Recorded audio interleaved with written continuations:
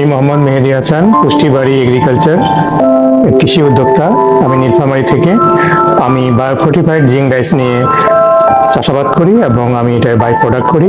আমার একটি প্রোডাক্ট হচ্ছে বায়োফোর্টিফাইড জিঙ্ক রাইস। এই জিঙ্ক রাইস খেলে জিঙ্কের অভাব দূর হয়। আমি যে সমস্ত প্রোডাক্ট নিয়ে কাজ করি তার মধ্যে বায়োফোর্টিফাইড জিঙ্ক রাইস থেকে একটা বাই প্রোডাক্ট, সেটা হচ্ছে চিরা। এই চিরার জিঙ্ক সমৃদ্ধ চিরা। আমার আরেকটি প্রোডাক্ট হচ্ছে জিঙ্ক খই। সচরাচর খাবার সময় এটা খেলে আমাদের জিঙ্কের যে ঘাটতি আছে সেটা পূরণ। জিঙ্ক রাইস থেকে আরেকটি বাই প্রোডাক্ট হলো আমার এই প্রোডাক্টটা হচ্ছে আমাদের জিঙ্ক আটা।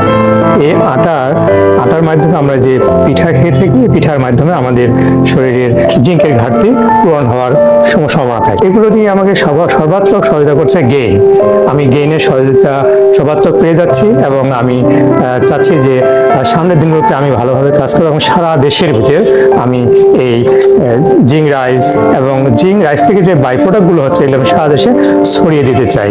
কি সমৃদ্ধ বাংলাদেশ করতে চাই সুস্থ ও কর্মদক্ষ জনগোষ্ঠী, যার জন্য প্রয়োজন সঠিক মাত্রায় পুষ্টিকর খাবার। আর সেটা যদি হয় আমাদের প্রতিদিনের প্রধান খাবার ভাতের মাধ্যমে, তাহলে প্রাকৃতিক পুষ্টিতেই তুষ্টি মিটবে।